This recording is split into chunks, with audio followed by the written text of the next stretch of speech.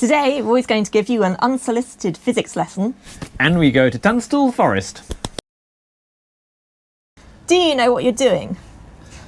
I hope so. So what I'm doing is, as far as I'm concerned, safe. I've done lots of research. It's almost certainly not to electrical code, but it shouldn't kill us. What Roy's not telling you is that he does actually have a physics degree, so he does know what he's doing. Somewhat, and there has been lots and lots of research. Oh yeah, sorry, there has been lots and lots of research, and one thing which is really helpful is Victron do a guide called Wiring Unlimited, which is a free ebook PDF thing, which it's not just shilling Victron stuff, it actually is a really good guide as to how to do some mobile electrics and solar. Worth a read. What is electricity?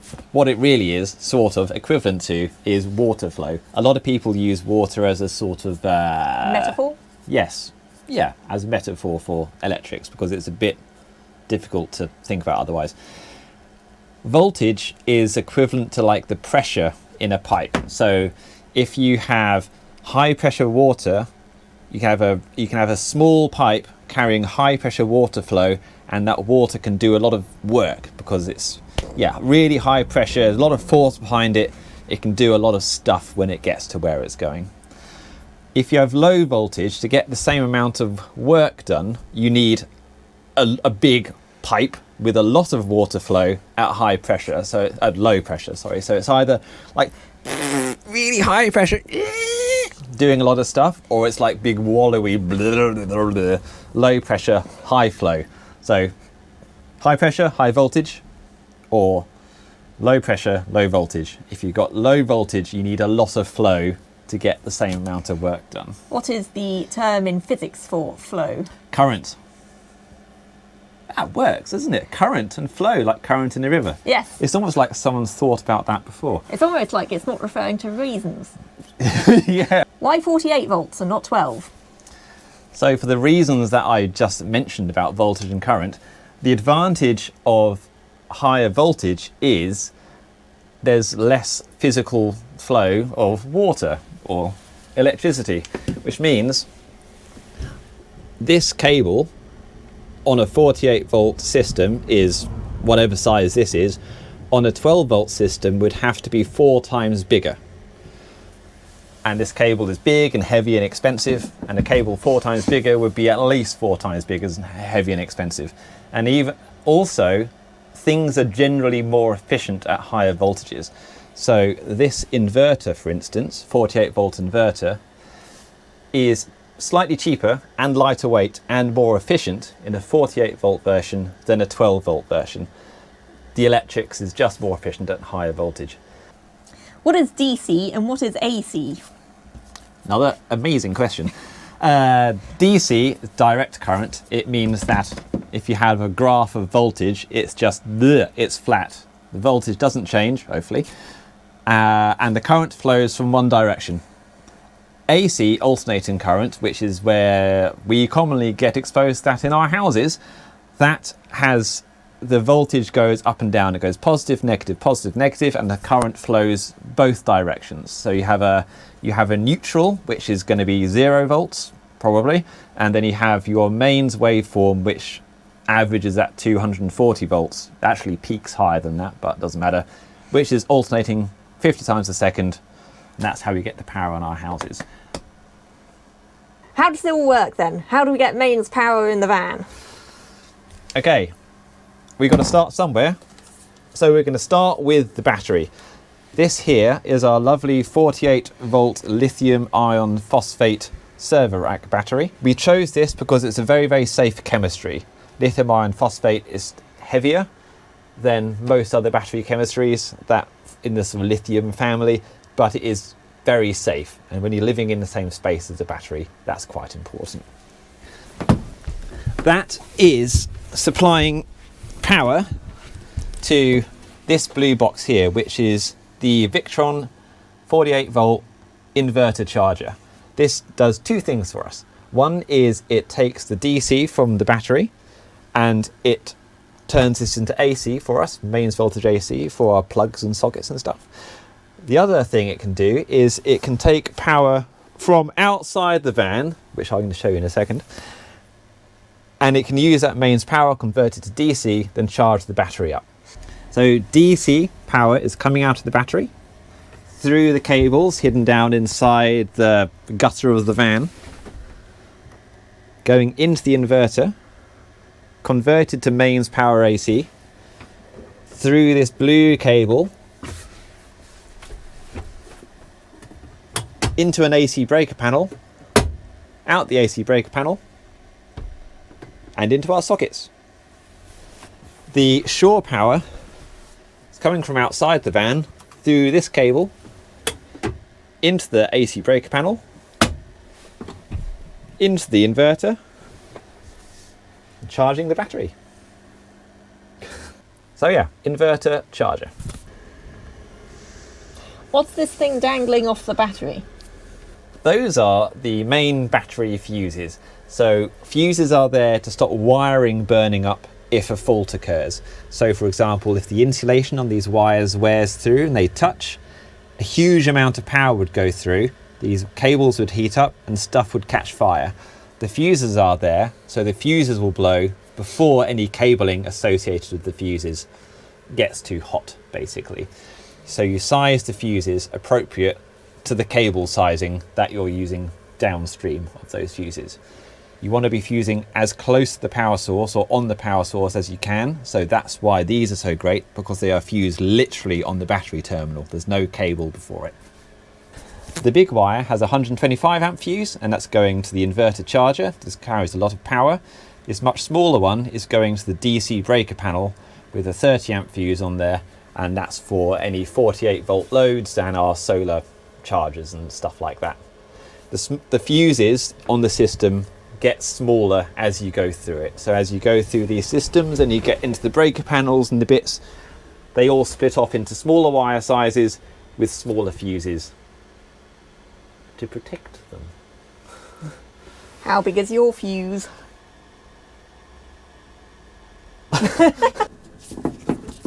So how do we charge the van then? Two ways. We can be charging it through mains hookup, so plugging it into a campsite or a generator or something, and we have the solar panels on the roof going through converters and charging up the battery. We might also add charging from the van as we're driving around.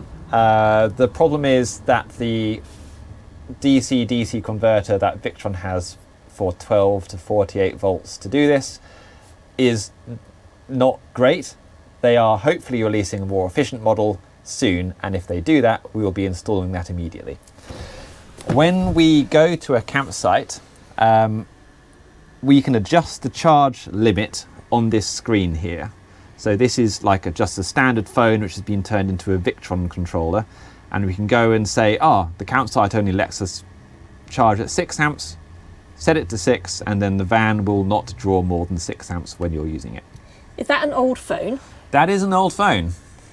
That's good, isn't it? It's really good. Yeah, Victron have like Android software you can load onto the phone, which turns it into a display bespoke for the charger inverter. It's extremely good of them to do that. So what I've got is a socket tester. We're using the 16 amp like industrial plugs to wire the van into external hookups. And on the end of that, I got a standard 13 amp plug and a socket tester. So wherever we plug in, we will, before plugging into the van, check the supply with this socket tester. Check that neutral and live are correct and earthing is fine. And if we are, we plug in. And if we're not, I actually have a cable which swaps neutral and live for us, so we don't need to rewire anything. What about these breaker panels then? This on the right is the AC breaker panel. It's got two main bits to it. On the left we have shore power. So shore power is going through an RCD protector, and then a 10 amp circuit breaker, and then shore power is heading then into the inverter charger. We also have power coming out the inverter charger, back into the breaker panel, through an RCD, and then circuit breakers for our different bits. So we've got a 10 amp circuit breaker for the sockets, a 6 amp which is going to be used for lights and bits and pieces like that. Well, that was riveting. What about this one? This is all the DC stuff, battery and solar. The 30 amp circuit from the battery goes here and gets split into these breakers for the solar and the 48 to 12 volt converters. An important side note, almost all DC circuit breakers are directional. The magnetic trip only works if the fault current is going the right direction. This solar MPPT breaker is wired so that in normal operation, the current is going backwards through the breaker. That's okay, as it's impossible for the solar charger to put enough current through the wires to be dangerous. This breaker is protecting against a short circuit of the battery current in the MPPT or its cabling, when the current actually would then be going backwards to how the current is going when the solar's charging the battery. The markings show the direction of current flow in the fault condition that it's trying to protect for. If the fault current is going backwards through the breaker magnetic trip will not work. This double pole breaker here is for the solar. I'm actually just really using it as a switch, as the solar can't put enough current out for anything for the wiring to be put at risk. What about the sun? Electric hookups are so boring. They are very, very dull. Unlike the solar, which is bright. We have a solar charge controller here. What this does is it takes the 100-ish volts that we're getting from the solar panels when it's sunny, doing its magic and turning it into the right charge algorithms to charge the battery itself. What are the complications of using 48 volts rather than 12 volts? 12 volts is just like the de facto standard for DC stuff. It doesn't mean it's better, it's just what most things have been made for, simply for historical reasons. And a lot of stuff that you buy that's DC works on 12 volts because that's what cars use, 24 volts because that's what lorries use, but 48 volts is unusual, which means unfortunately if you want to run most DC equipment, things like water pumps or the diesel heater, we need to convert the voltage down, which is a shame. So that's what we have here. We've got a 48 volt to 12 volt converter. At the moment, all this is doing is running the diesel heater, but it can supply other things as well. And for that, we're going to be running this through this tiny little fuse panel here. There's not going to be much in it, but for a few DC loads, we're going to be using this converter. Bit of a shame we need this, but that's just the way the world is. Right, enough of that boring stuff. Here's some footage from the summer and us using our electrical system for the first time. How I do? Yep.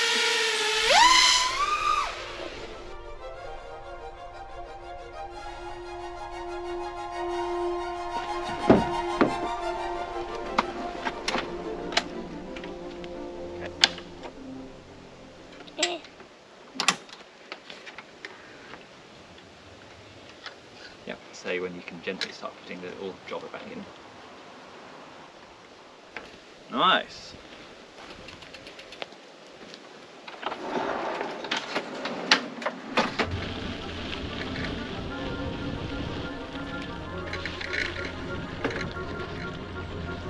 Very slippery sand.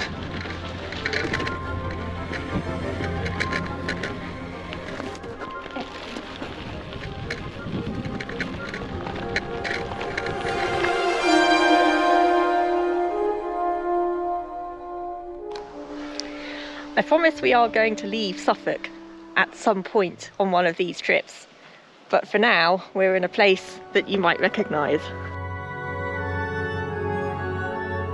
This is such a nice spot we had to come back because we need to try out our exciting new setup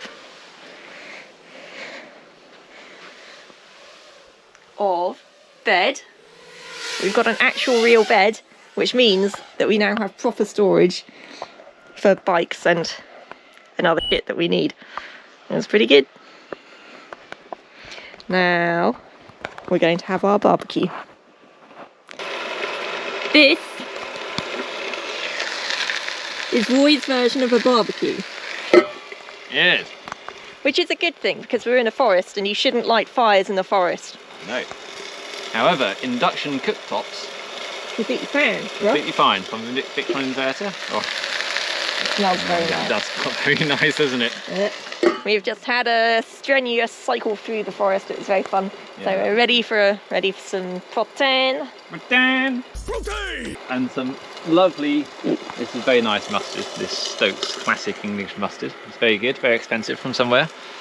And we've got chipolatas, and we've got, what else? A steak kebab Yeah. and a lamb kebab. Oh, and of And course salad, some because crisp salad. for the virtue. I got these paper plates under duress. We will of course be taking them home to throw them away. I've got perfectly good plates at home. It's just a bit easier to fold away a dirty paper plate. Yeah, otherwise we can have rattly ceramic plates Yeah. that are dirty in a bag or something, so nah. Yeah. I suppose we could have got plastic plates at Tesco instead of paper plates. Yeah. Stainless steel plates. Stainless steel plates. I look like some kind of weird sausage. You look like a... We don't have a fridge in the van yet.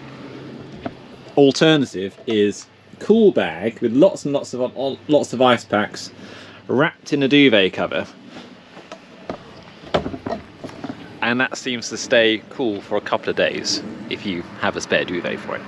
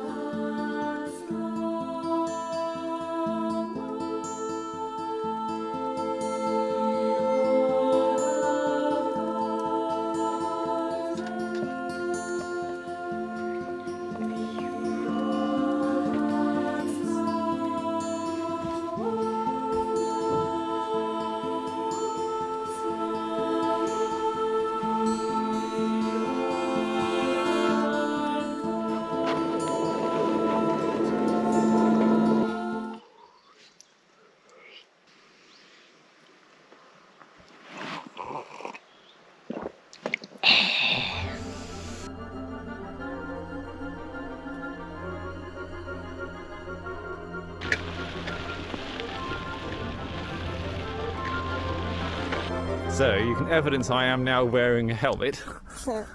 Which, of course, he was always wearing. Yes. Death. Death. Oh, We ran into a proper mountain biker and he convinced Roy to do this thing that you're about to see. It's okay, yeah, it's fine. It's fine. Just really scary. It's just really scary.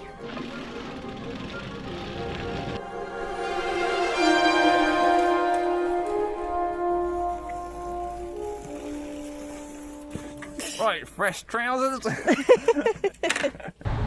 Find us back at Snape Maltings having second mortgage lunch Jesus Christ. after our cycle ride. It's very nice, very expensive, but it is a nice area.